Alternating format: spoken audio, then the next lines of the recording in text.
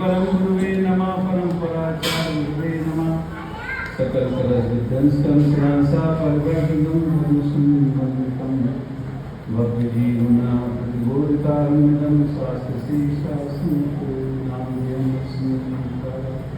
श्री सर्वज्ञ देवास्तुत्यं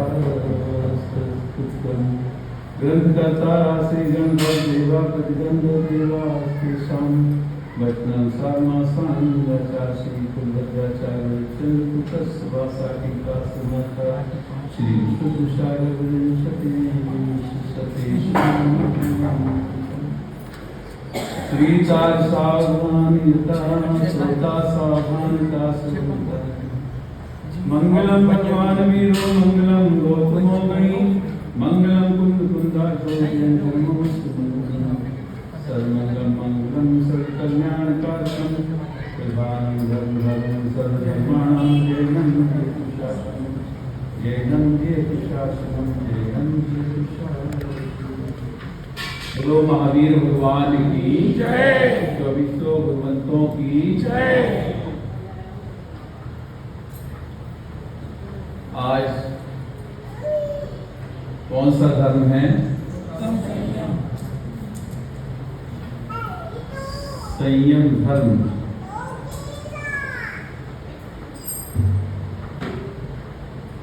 उत्तम संयम धर्म। आचार्य लिखते हैं, प्राणी एवं इंद्रियों की अशुभ प्रवृत्ति की निर्वृत्ति स्वरूप। क्या लिखा? प्राणी एवं इंद्रियों की अशुभ प्रवृत्ति को निवृत्ति स्वरूप संयम धर्म है। पृथ्वी कायक, अग्नि कायक, जल कायक, वायु कायक और वनस्पति और तस कायक, इन सब कायिक जीवों की रक्षा करना, इन्हें कष्ट नहीं देना, यह 6 प्रकार का प्राणी संयम है। 5 इंद्रिय एवं मन इन्हें वश में करना, इनके विषयों की उपेक्षा भाव रखना, यह 6 प्रकार का इंद्रिय संयम है। यह उभय संयम मोक्ष मार्गी को पालन करना अनिवार्य है। यह उभय संयम मोक्ष मार्गी को पालन करना अनिवार्य है। यदि दोनों ही प्रकार के संयम में से एक को छोड़ दिया अथवा स्वीकार नहीं किया तो वह व्यक्ति मोक्ष मार्ग से च्युत है। आगे लिखते हैं आचार्य कि बिना संयम साधना के नर पशु के तुल्य है। आहार, भय, मैथुन एवं परिग्रह, ये 4 संज्ञाएं पशुओं के अंदर भी हैं। इसमें मानव की कोई विशेषता नहीं है। इंद्रिय विषयों से विरक्त अर्थात इंद्रियों का निरोध, इच्छाओं का निरोध कर अपने अंतःकरण को विशेष विवेक पूर्वक पवित्र रखना, संयमी जीवन जीना, व्यर्थ के कार्यों से आत्मरक्षा करना, व्रतों में दोष होने पर स्वगुरु के समक्ष आलोचना कर प्रायश्चित स्वीकार करना, उन्हें वैसा दोष नहीं लगने की प्रतिज्ञा धारण करना, ये मानव की विशेषता है। यही विशेषता मानव को पशुओं से भिन्न करा देती है। यही मानव एक दिन महामानवता को प्राप्त होता है। इसका और विश्लेषण अपन पढ़ते हैं।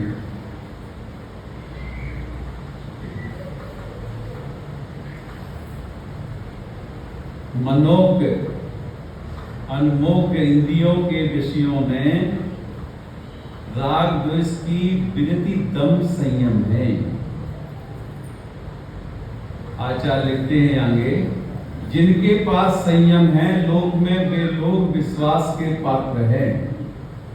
जिनके पास संयम है,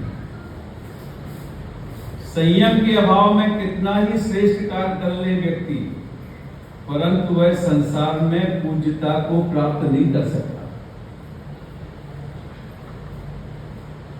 जिन्होंने मन और इंद्रिय पर विजय प्राप्त कर ली, जगत में किसी भी वस्तु पर जिसकी राग द्वेष बुद्धि नहीं है, वे नर धन्य हैं। विश्वास के पात्र हैं। लोग उन्हें सिंहासन ही नहीं अपनी हृदय आसन पर विराजमान कर सिद्धा सुमन से उनकी पूजा करते हैं जिनके पास संयम है। आगे आचार्य लिखते हैं कि संसार के चक्री पद को विशुभित त्याग कर देना, संसार के चक्री पद की विभूति त्याग कर देना, परंतु अपने चारित्र का नाश नहीं करना। संपत्ति तो यह वस्तु है, यह गुण उदय से प्राप्त होती है, पर चरित्र आत्मगुण है। संपत्ति पुनः प्राप्त कर सकते हैं, परंतु चरित्र की प्राप्ति इतनी सरल नहीं है। धन तो पाया जा सकता है, लेकिन चरित्र एक बार खो दिया तो दोबारा लाना बड़ा मुश्किल होता है। संसार के मोहपूर्ण संपूर्ण कार्य मात्र भाव वृद्धि के ही कारण है। संसार के मोहपूर्ण संपूर्ण कार्य मात्र भाव बुद्धि के कारण हैं, दुर्गति में सहायक हैं, महाकष्टप्रद हैं। एकमात्र चारित्र गुण ही ऐसा है जो संसार के समस्त दुखों से मुक्ति दिलाता है, आत्मा को परमात्मा बनाता है, सामान्य प्राणी को महान बना देता है। आ रहा समझ में? आ रहा? आचार्य लिखते हैं आगे कि आत्म साधना में इंद्रिय कषाय का दमन आवश्यक है। इसके दमन के बिना किसी भी साधना को गति वर्धमान नहीं हो सकती। इसलिए आत्महितैषी साधक के लिए प्रधान अंग इंद्रिय दमन है। धर्म व यश का रक्षक संयम भाव है। आगे लिखते हैं आचार्य, क्या आप विश्व पूजता की भावना रखते हैं? एक प्रश्न आ गया है। क्या आप विश्व पूजता की भावना रखते हैं? यदि विश्व में पूजता चाहते हो तो अपने चारित्र को पूर्ण सुरक्षित रखो।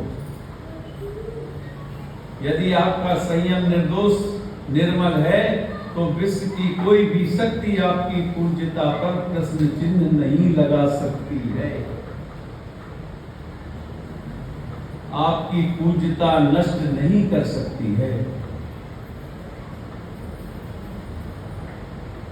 विषय विश्व का प्रख्यान करो।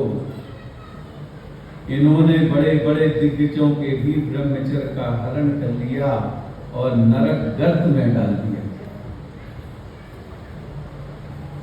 सागरों पर्यंत तक नर्क वेदना यातनाओं की पीड़ा से आत्मरक्षा की भावना है तो विषय कसाय से दूर हो जाओ।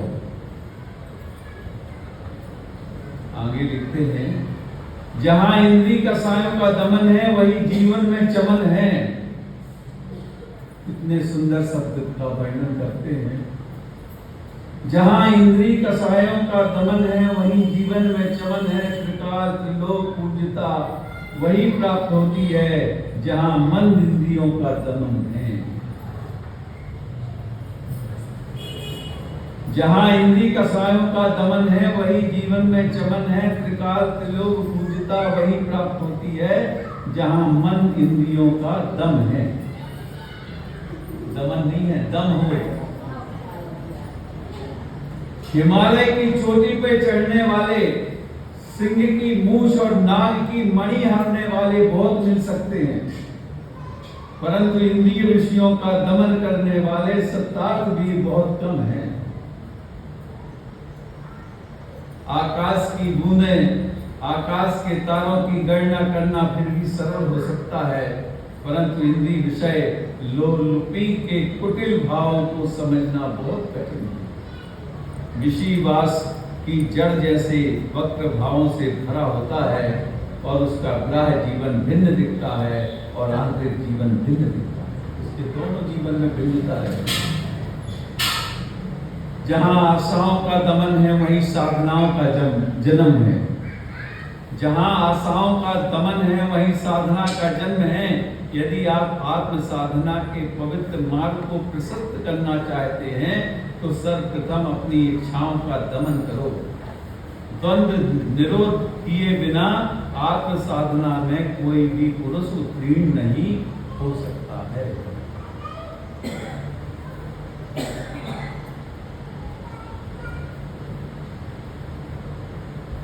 आगे लिखते हैं आचार्य कि नेत्रों का दमन आत्मरमण का परम सहकारी कारण है और नेत्रों का भ्रमण ही चित्त भ्रमण का साधन है।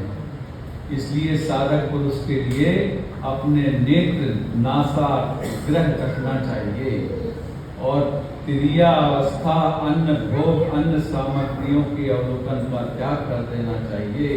चित्त विशुद्ध चाहिए तो विशुद्ध चित्र देखो। भोग का भोग ही मात्र कष्टप्रद कर्मबंध का कारण नहीं है। आचार्य यहाँ लिखते हैं कि भोग का भोग ही मात्र कष्टप्रद कर्मबंध का कारण नहीं है, अपितु भोग भावना भी जीव को विभिन्न प्रकार के दुखों को देने वाले कर्मबंध का कारण है। आपको स्वयं ही निर्णय लेना होगा कि मुझे संसार भ्रमण या उसके दुखों से आत्मरक्षा करनी है, तो भोग और भोग भावना दोनों से ही पूर्ण रूप से आत्मरक्षा करनी होगी।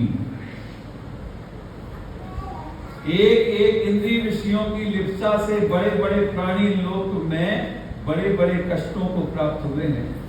तो फिर मानव तू विचार कर, पांचों ही इंद्रियां सुखों की तीव्र लिप्सा तेरे अंदर है, फिर तेरा क्या होगा? दुख से बचना है तो इंद्रिय सुख का दमन करो। आकर्षण से आकर्षित मत हो, आकर्षण से आकर्षित मत होना, क्योंकि पांचों ही इंद्रियों के सुख बहुत बड़े आकर्षण का केंद्र हैं। इंद्रियों विषयों के बस होकर वर्तमान में जो अनर्थ का अन्य प्राणी कर रहा है, वह समय पर भविष्य में जब कर्म का विपाक काल आएगा तब बोध होगा कि हमने क्या क्या अशुभ कर्म लिप्साओं में किए थे। जब तुम स्वयं बकरी मछली सुअर मुर्गा आदि बनकर कसाई की छुरी से काटे जाओगे तब आपको कष्ट का वेदन होगा। जो इंद्रिय और मन का दमन करता है वह चर्या से नहीं स्वचर्या से श्री जिन शासन की प्रभावना करता है, वही सच्चा प्रभावक है जो कि स्वयं साधना में लवलीन रहे। बोलो उत्तम संयम धर्म की